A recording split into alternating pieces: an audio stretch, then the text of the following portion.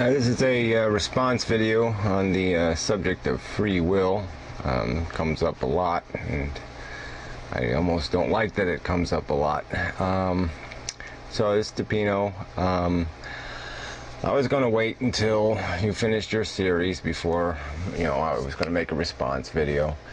But I can sort of see where you're going with this. So I guess I might as well express my objections now. There's two words I really don't like in the English vocabulary, and it's random and spontaneous. Because these are both words that were invented in, an ancient history when we didn't have the perceptual skills to understand that conceptually and by the laws of physics they really don't mean anything. And so you're basically going through this series of explanations and parallels and analogies to essentially create the existence of some randomness or spontaneity to account for the possibility of a free will. And my first argument would be that even if this theoretical math, which it is, it's theoretical math, it isn't even proven math, was validated, and we did have this physical phenomenon that actually did exist in the universe, that there actually was events that took place without any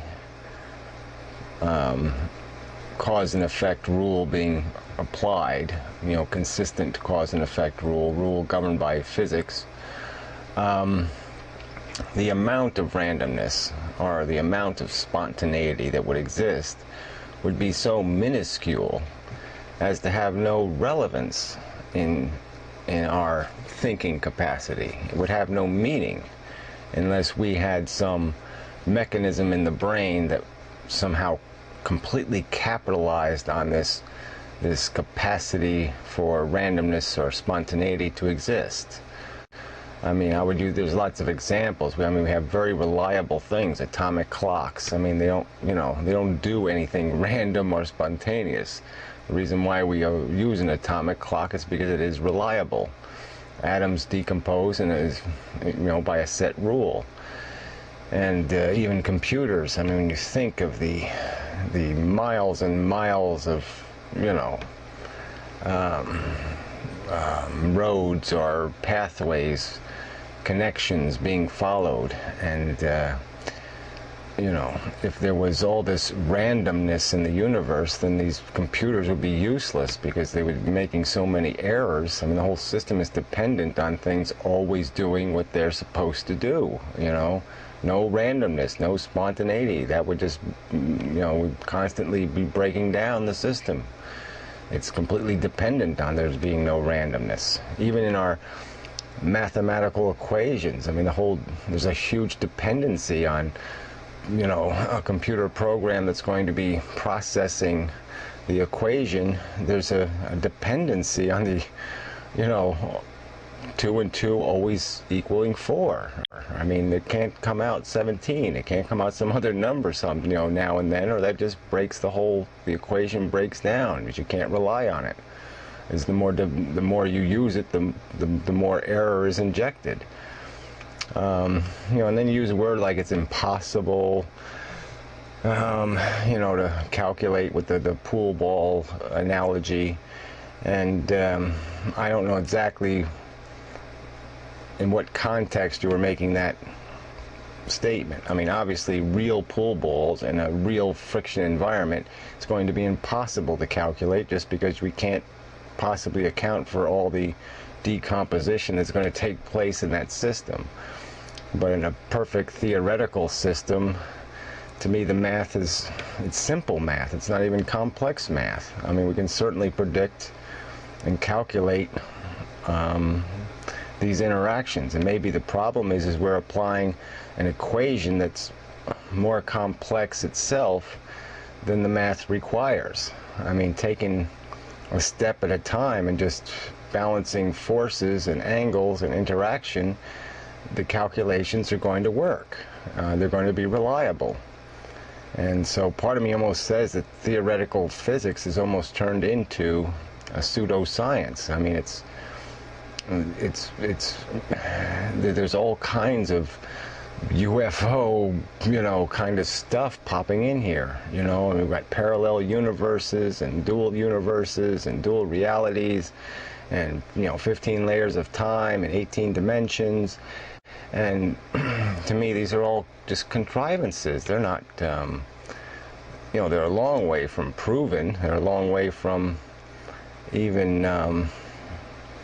real, in a real sense, practically demonstrated. I mean, it just seems a kind of a corruption of science, because there has to be some integrity to this thing. I mean, if we're, we have all these decisions in the future to make, and it just seems kind of crazy that we might not do something because somebody has a theory that if you do X, Y, and Z, the atmosphere will blow up, or some other kind of thing based on a mystical science and not really a science.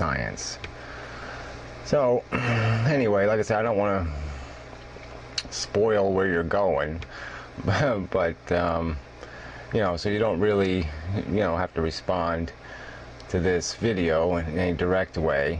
Take plot your own course where you're going with this, but if it's all going to depend on some sort of randomness created and spontaneity created, I just don't think this is an argument you're going to be able to sustain. And I personally just don't like it. I don't like the direction. I mean, it's almost like, to me, this is a resolved issue. I mean, it's, we don't have free will, but it doesn't matter, because from the vantage point of our own perception, it is free will. Our brain is moving at, 5 million miles an hour, and our perception is moving at, it's at a snail's pace. So from our perception, this is all real. This is all spontaneous. This is all interesting and new and uncontrived and undestined. I mean, it doesn't feel predestined. It doesn't feel like the words coming out of my mouth were inevitable at the moment of the Big Bang. I mean, that might be the truth, but it doesn't change my reality. It doesn't change the fact that I'm the one who has to live the will. The will has to go through me, and it really doesn't matter whether it's free or it isn't free. It's will. It is action. It is interaction, and that's all that really matters. I mean, if we still have to live our role, it doesn't really matter if there's already a script. As long as we don't know it, what's the difference? As long as we didn't read the script, as long as we don't see the artificialness of it, why is this question even worth answering? And I just think if we're going to answer, let's answer it scientifically with what we really know, not with, kind of loose speculation. And I mean, maybe that's an inappropriate word. Maybe you think the fudgy science has integrity, but to me this isn't really science. This is speculation, and some people use it to defend a mystical, magical,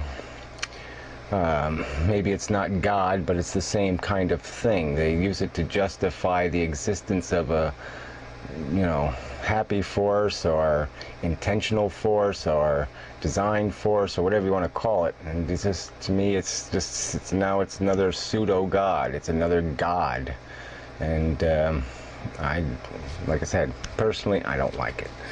But that's as far as it'll go. So.